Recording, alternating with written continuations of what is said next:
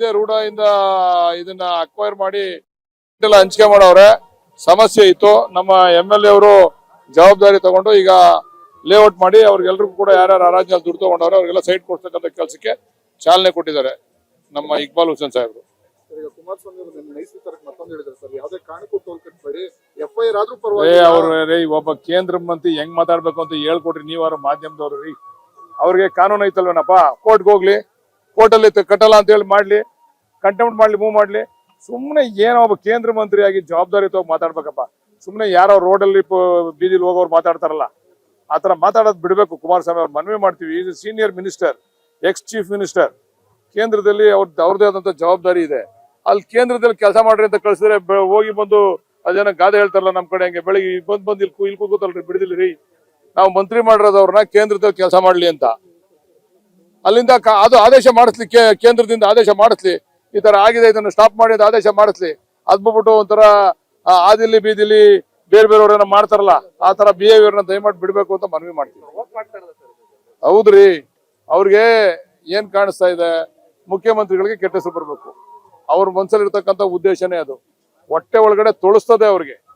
ಅವ್ರನ್ನ DK ಶಿವಕುಮಾರ್ ಅವ್ರನ್ನ ನೋಡಿದ ತಕ್ಷಣ ಹೊಟ್ಟೆ ಒಳಗೆ ತೊಳಸಕ್ ಶುರು ಆಗ್ಬಿಡ್ತದೆ. ಅದಕ್ಕೋಸ್ಕರ ಹಿಂಗೆಲ್ಲ ಮಾತಾಡ್ತಾರೆ ಅಷ್ಟೇ. ಅದು ಕೋರ್ಟ್ ಅಲ್ಲಿ ಇದೆ ರೀ, ಅಷ್ಟು ಸುಲಭ ಮಾಡಕ್ ಆಗಲ್ಲ. ಕೋರ್ಟ್ ಅಲ್ಲಿ ಇದೆ. ಕೋರ್ಟ್ ಅಲ್ಲಿ ಸಾಧಕ ಬಾಧಕ ಎಲ್ಲ ಚರ್ಚೆ ಮಾಡಿ ಈಗ ಕಮಿಟಿ ಮಾಡಿರೋ ಮುಖ್ಯಮಂತ್ರಿಗಳು ನಮ್ಮನ್ನು ಕೂಡ ಅದಕ್ಕೆ ಆ ಕಮಿಟಿಗೆ ಹಾಕಿದ್ದಾರೆ. ನನ್ನನ್ನ, ಚಲುವರಾಯಸ್ವಾಮಿ ಅವ್ರನ್ನ ಮತ್ತೆ ಪರಮೇಶ್ವರ್ ಅವರ ಅಧ್ಯಕ್ಷತೆಯಲ್ಲಿ ಕಮಿಟಿ ಮಾಡವ್ರೆ.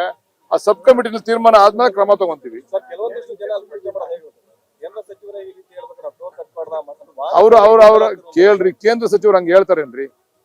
ಹೇಳದ್ ಉಂಟೇನ್ರಿ?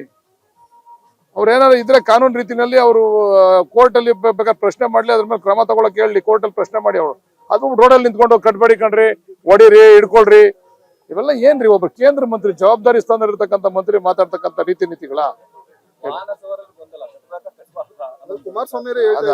ಅದ ಗೊಂದಲನ ಕುಮಾರಸ್ವಾಮಿ ಅವರು ನಿವಾರಣೆ ಮಾಡ್ಬೇಕು. Thank you. ಏನಾಗದೆ ಬಿ ನಾಗೇಂದ್ರ ಅವ್ರ ವಿಚಾರ ಏನಾಗೈತೆ?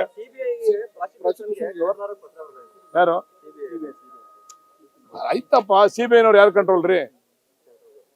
ಸೆಂಟ್ರಲ್ ಗೌರ್ಮೆಂಟ್ ಕಂಟ್ರೋಲ್ ಅಲ್ಲನಪ್ಪ. ಇನ್ನೇನ್ ಮಾಡ್ತಾರಪ್ಪ ಅವರು? ನಮ್ಮ ಪರ ಇರ್ತಾರೇನ್ರಿ? ಅವರು ವಿರುದ್ಧವಾಗಿ ಮಾಡ್ಲೇಬೇಕು. ಈಗ ನಮ್ಮ ನಾಯಕರಾದಂತ DK ಶಿವಕುಮಾರ್ ಅವ್ರ ಮೇಲೂ ಮಾಡಿಸಿದ್ರು. ಏನಾಯ್ತು ಅಂತಿಮವಾಗಿ ತೀರ್ಪು? ಸುಪ್ರೀಂ ಕೋರ್ಟ್ ನಲ್ಲಿ ವಜಾ ಆಯ್ತಾ? ಕೊಡ್ದಂಗಲ್ವಾ ಅವ್ರಿಗೆ? ಈ ರೀತಿ ನಡೀತದೆ ಪಾಪ. ಅವ್ರು ಕೇಂದ್ರ ಸರ್ಕಾರದವರು ನಮ್ಮನ್ನ ಹತ್ತಿಕ್ತಕ್ಕಂಥ ಕೆಲಸ ಮಾಡ್ತಾವ್ರೆ.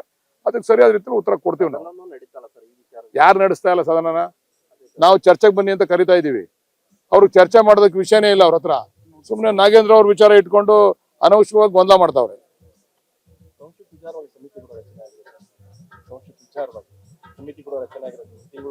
ಮಾಡಿದೆ, ಸಮಿತಿ ರಚನೆ ಮಾಡಿದೀವಿ. ಅದು ಈಗ ಮೀಟಿಂಗ್ ಶುರು ಮಾಡ್ತದೆ. ಸಾಧಕ ಬಾಧಕ ಚರ್ಚೆ ಮಾಡಿ ಸರ್ಕಾರಕ್ಕೆ ವರದಿ ಕೊಡ್ತದೆ. ಅವ್ರ ಸಮಿತಿ ಅಧ್ಯಕ್ಷನ ಕೇಳ್ಬೇಕು ನೀವು. ನಾನು ಕೇಳಿದ್ರೆ ಅವ್ರಿಗೆಲ್ಲ ಜಾಗ ಮಾಡ್ಕೊಟ್ಟಿದೀವಿ, ಅವ್ರಿಗೆಲ್ಲ ಜವಾಬ್ದಾರಿ ಕೊಟ್ಟಿದೀವಿ. ಈಗ ಅವರು ಅದ್ರ ಬಗ್ಗೆ ಚರ್ಚೆ ಮಾಡಿ ಆಮೇಲೆ ತೀರ್ಮಾನ ತಗೊಂತಾರೆ.